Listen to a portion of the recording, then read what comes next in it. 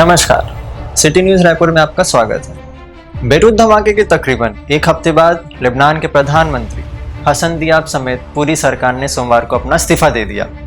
दियाब ने इस्तीफा देते हुए कहा कि यह धमाका भ्रष्टाचार का परिणाम है और लेबनान में भ्रष्टाचार राज्य से बड़ा है।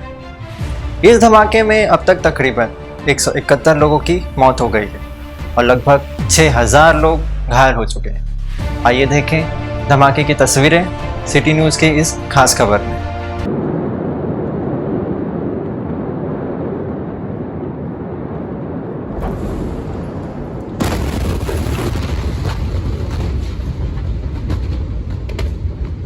हाल ही में बेरूत लेबनान में एक बड़ा विस्फोट हुआ जिसमें लगभग 171 लोगों की जान चली गई और हजारों घायल हुए।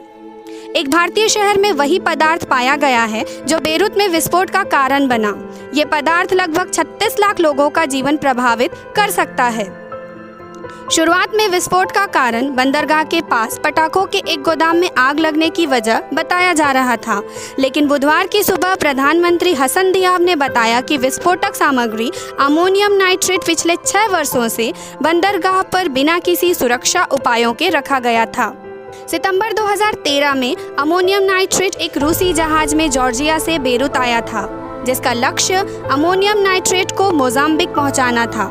निरीक्षण करने पर पता चला कि जहाज अमोनियम नाइट्रेट के 2750 टन ले जा रहा था।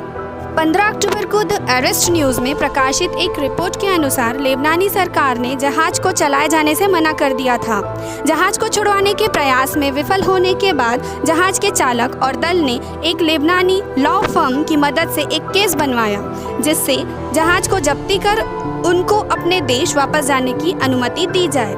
रिपोर्ट के अनुसार अमोनियम नाइट्रेट को 2015 में बेरूत के बंदरगाह के एक गोदाम में रखा गया था। क्योंकि अमोनियम नाइट्रेट जहाज के लिए खतरा पैदा कर सकता था, सरकार की योजना ये थी कि अमोनियम नाइट्रेट को नीलामी में बेच दिया जाएगा, लेकिन कुछ कारणों से लेबनानी सरकार के अधिकारियों ने इसे बेचने के बजाय बंदरगाह पर रखने का निर्णय लिया। लेबनान में इस बड़े विस्फोट के कुछ ही दिनों बाद चेन्नई की सीमा शुल्क अधिकारी और तमिलनाडु प्रदूषण नियंत्रण बोर्ड द्वारा रखे गए 740 टन अमोनियम नाइट्रेट को निपटाने की हड़बड़ी में थी, जो कि चेन्नई के बाहरी इलाके सतवा कंटेनर फ्रिज में रखा गया था। सीमा शुल्क अधिकारियों के अनुसार भारत सरकार द्वारा निर्धारित आयात नीति प्रतिबंधों के कारण 2015 में करूर स्थित कंपनी से अमोनियम नाइट्रेट को जब्त किया गया था। उनके आधिकारिक बयान में यह कहा गया था कि फ्रेट स्टेशन शहर से 20 किलोमीटर की दूरी पर स्थित है और 2 किलोमीटर के आसपास में कोई आवासीय भवन नहीं है। कुछ ही दिन पहले ही हैदराबाद की एक निजी कंपनी ने इस 740 टन अमोनियम नाइट्रेट को सीमा शुल्क विभाग द्वारा आयोजित ई-नीलामी में खरीदा गया और पूरे सुरक्षा उपायों के साथ उसे हैदराबाद ले जाने की प्रक्रिया शुरू कर दी गई है।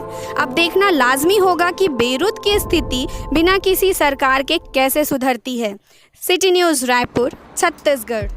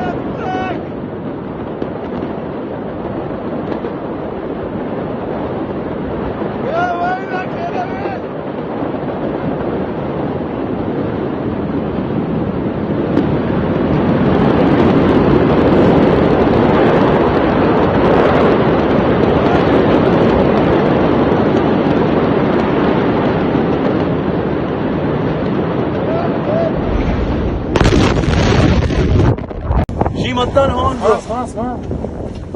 बहुत सुने